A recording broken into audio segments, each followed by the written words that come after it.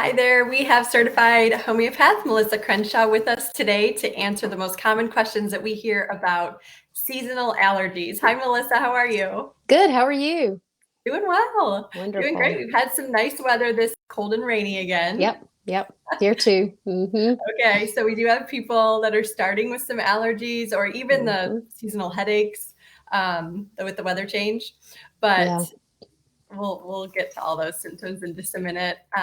Just a quick disclaimer that we're not medical doctors and we're not giving any medical advice here. But Melissa is a wealth of information, and we're so grateful that we have her here as such a great resource for us.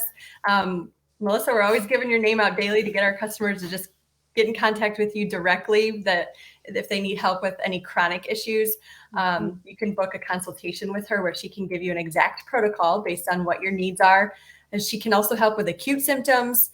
She offers specific classes and even a mentorship program. So if you're out there and you want to take control of your family's healthcare at home, that is what she's here for. She's been doing this for over 20 years.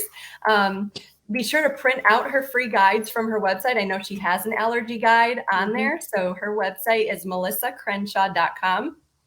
And if you're new to TapRoots, my name is Carrie Wagner. We offer natural alternative remedies, mainly to improve sleep, lower anxiety, reduce pain, and even uproot allergies, which is what we're going to be discussing today. Yeah. Our brick and mortar is located in Lynchburg, Virginia, and you can find us online at taprootsva.com.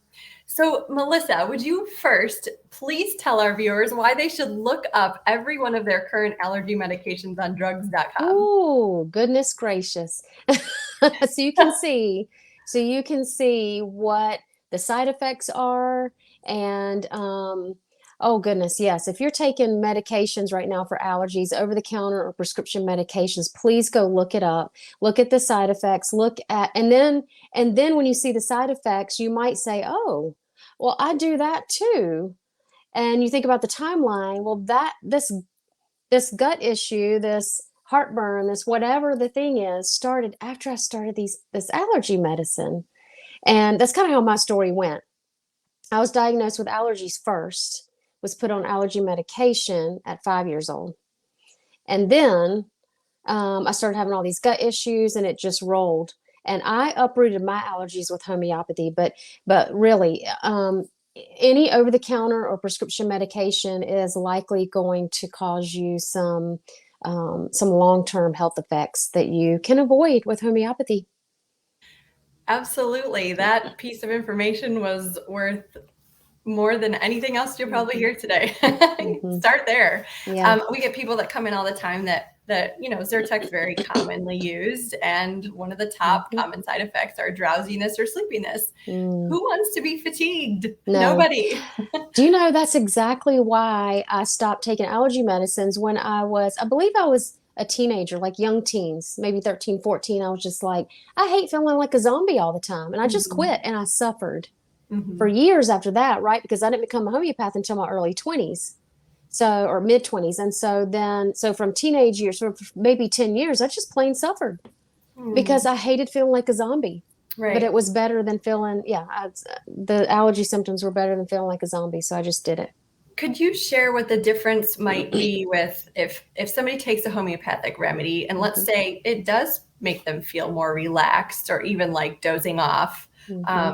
What's the homeopathic remedy doing there versus it's not a side effect? Okay, so sometimes, not usually, and not very often, when you take a homeopathic remedy, if the person usually it's a child, sometimes an adult, falls asleep, that's a good sign that the remedy is working. But this is usually in acute situations like an earache or a fever, a cold, cough, or flu, something that your body's trying to fight currently. Like allergies are an immune response. I don't very often, if ever, hear of anybody taking the allergy remedies and feeling sleepy or wanting to fall asleep. I haven't heard that. I haven't either. I only fell asleep once after taking cold calm 4 times in a row, every 15 minutes, and then I was better when I woke up. Yeah, you needed that rest to get through the acute thing. And allergies are chronic. Yep. Okay. So also, as we go through each of these remedies that you're going to be sharing with us, I'd love for people to know that these remedies can also be used for children and your pets. Yes, they sure can. Yep, and I've done it. Okay. Mm-hmm. All Mm-hmm. right. So the first condition we'll go over is just general hay fever. Okay. So when you don't know what to do, go to TapRoots, try the Histaminum. Um, that's a great one for just general hay fever, allergies. So all of the symptoms that come along with that. Does it list on the box there, Carrie, what symptoms? This one just says relieves allergies, Okay. hives, hay Yeah. fever. Hives. Okay. So if you get hives as part of your symptom picture. So I love the boron boxes, those combos. So if you yep, and RhinAllergy is another good one. Look, that has itchy, watery eyes, sneezing, runny nose, itchy throat. Yeah. What's in This that is one? very popular. What's inside that one? So you have Allium, Cepa, Ambrosia, Euphrasia, Histaminum, Sabadilla, and one I'm not familiar with, Solidago. Okay, not familiar with that one. I mean, that's not a common one either. That one Okay. relieves abundant nasal discharge. Okay. So, I have a fly bothering me. Sorry. Um, so that's a really good one too. Mhm. If you don't know what to do, go to Right. the store and get RhinAllergy if you have those specific symptoms. That covers your eyes, and all those things that you just listed. So that's a really good one too. What if it's just mainly sneezing? Sneezing, Sabadilla. If it's just sneezing, I would do Sabadilla, or Nat Mur is also a big one for sneezing. I would start with Sabadilla. And Okay. I would do a 30 or a 200C once or twice. Well, you really can do it as needed with allergies. So you can, if the sneezing, what used to happen to me is I would take my allergy protocol, which I'll share with you in a little bit, and I would sneeze like crazy. And then it would my eyes would get crazy, and it would clear up. Like this was like a 10-second thing, where it like brought it all out, and then I would be totally fine. Eyes wide open, no more itching, everything was fine. Wow. And when the symptoms started to come back, which I used to have lots of itching and runny nose and sneezing. And so when the symptoms start to come back, you take it again. Okay. So with the itching, if it's itchy eyes or itchy throat, is there a particular remedy you would go to? Yeah. Apis. Mhm. Apis is great for that itching. The histamine might also be good for that Mhm. itching. And then, the RhinAllergy said itching. Right. Is there apis in RhinAllergy? No. Tell me again what's in there. Allium, Cepa, Ambrosia, Euphrasia, Hmm. Histaminum, Sabadilla, and Okay. Solidago. It's the histamine that takes care of that itching. Okay. Okay. All right. Hmm. What about sinus pressure? So sinus pressure, I really like SinusCalm, but also Sanguinaria 200, maybe just twice a day. Did you know they Awesome. have it now in the tubes? Yeah, yep, that's what I've got. Okay. Hmm. Yes. Yes, I love it. Oh, So you can get them oh, in the melt away. no. Yeah. Yeah, I've got the You have the meltaways. tablets. So they now have it in the Awesome. tubes, I like just it. like Chestal. I like it. That's good. Yeah. So I have been in the past 6 or 8 months, really just every time somebody says they have stuffy nose or sinus, not just sinus pressure, but stuffy nose is usually how people describe it.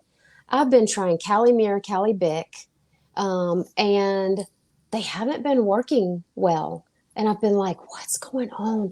Mhm. And I started using Sanguinaria or SinusCalm, and I'm really seeing those work well. Yes, I love Hmm. SinusCalm. Hmm. It's one of my favorites for that. Yeah. I will share if somebody has sinus pressure or stuffy nose, Hmm. this nasal spray has been our best-selling nasal spray since we've opened. It's amazing. It's got the homeopathic remedy Baptisia.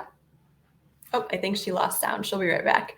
But it has Baptisia in there. So if you're using something like Flonase, which has very common side effects like sore throat, bloody nose, headache, cough, fever. Nobody wants any of that. No side effects with this. And so this is definitely the homeopathic remedy to replace that with. Melissa probably got a phone call when this happens. She loses sound. She'll be right back though. And then we will move on to red burning eyes, which I'll share a product that I have right here with you that I love, Euphrasia. in the drop form. You can also take Euphrasia in the pellet form, but I love this in the vials that you can just drop right into your eyes to relieve that dry, itchy, redness, whatever you have going on. So there's that. There she is. And saying, don't call me. I'm doing it on Facebook Live. That's okay. That's okay. I shared with them about the nasal spray and also about the Euphrasia eye drop. That's good. Yeah. That's real. So, yes. Euphrasia is so good when there's lots of eye symptoms. Yeah.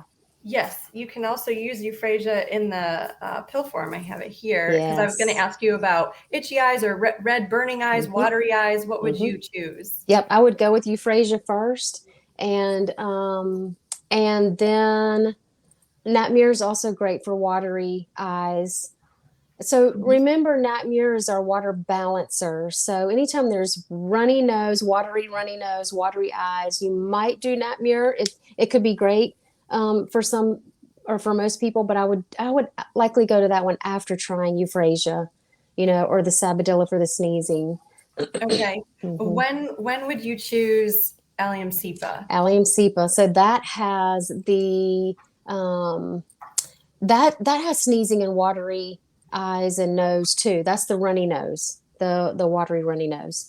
So that's in my allergy protocol that uprooted my allergies was Allium Cepa 200 mixed with Calimere 200 mixed with Apis 200. Okay. Yes. I know you shared that in a lot of our videos. I'm so thankful. So when you say that uprooted your allergies, were you using it only when you had the symptoms or? I only used it as needed. I didn't do anything else. And because back then when I was doing this, I didn't realize that my allergies could actually be uprooted. I thought taking homeopathy for my allergies is better than suffering because I had been suffering for years, right? And so it's better than over-the-counter or prescription medication. So I might as well, I didn't care if I had to use it for the rest of my life. It was homeopathy. And then about 18 months in, I was like, I don't remember the last time I've had allergies. And it's weird because on rainy days like today, I would have had allergies yesterday. I always used to get allergy symptoms before it rained. My mom called me the weather woman. I could tell you when it was going to rain. I can tell you when it's going to rain based on my hair, but I didn't know about your allergy protocol several years ago because we hadn't met yet. But if you have any comments after I share this, I'd love to hear what you have to say because we used Calc Carb in our family to uproot one of my daughter's allergies and my husband, who both rarely ever need medication for their allergies anymore. They still might get a little bit here and there, but nothing like what it used to be. Absolutely. And that's what I would add that. I would do whatever, treat the allergy symptoms, either like I did or with any of these boxes that you have or, the remedies that we've talked about. And I would absolutely add Calc Carb either daily or weekly. And I believe that would have expedited the uprooting of my symptoms, but it can do great things. Okay. So we're going to throw in a couple bonuses for you here. We'd love for you to share what to do for a bee sting. Oh, okay. Bee sting. Ledum probably would be first because it's a puncture wound, and Ledum has the pain and the puncture.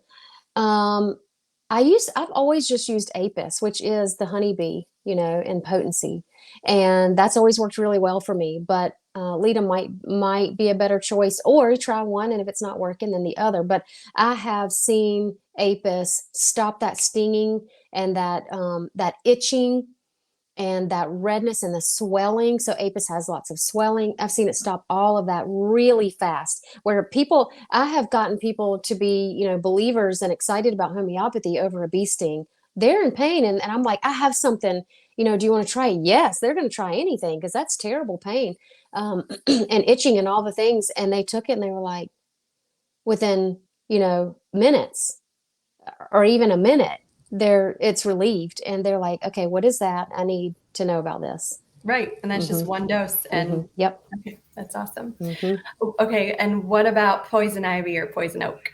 Ooh, that's a good one. So poison ivy, to if you come in contact with poison ivy this spring or this summer and you get the itchy rash, I would do Anacardium Orientale.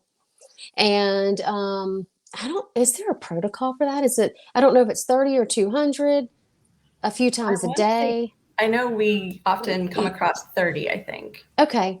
And I would do that to address the acute instance of it. But if you're one that's prone to getting poison ivy every single year, you get poison ivy, you get it really bad. It's severe. Rhus tox can uproot the tendency to get poison ivy. I've seen it in my husband. And again, I didn't know what I was doing. I just said, "Ooh, I know Rhus tox is good for, or is poison ivy in its whole form, and I know that's good for itching and swelling and all the things that come with poison ivy." And I gave it to him one spring and summer, and then he literally never. He's still doing the same job he's always done, and all years and years before that, he would break every single summer. I mean, it was very severe, like from head to toe. It was very severe. He would get it, literally never got it again.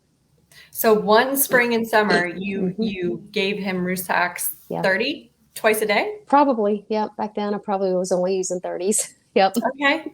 And then Hmm. the next year you didn't bother to do it and he never even got it. There was nothing. Yeah, I was just like, oh, I'll give him Rhus tox again. It worked so well last summer. If he gets it again, he's never gotten it again. Okay. Yeah. Wow, that's great. I love Hmm. that. Hmm. Okay, so well, those were all of our questions. I hope you guys learned a lot about allergies today. Of Hmm. course, if there's a specific topic or a condition that you'd love for us to ask Melissa about during a future interview, please suggest it in the comments below or private message us, and we'd love to try and cover that for you. I know Melissa is working on some different things. She's got some classes that you can take. But this is all free info here for you to learn and take charge of your family's health. So take advantage of it. If you found the video helpful, just leave us a thumbs up. And thank you again, Melissa. We appreciate your time. Thank you. Have a great day. Absolutely. We'll see you next time. Bye. Bye.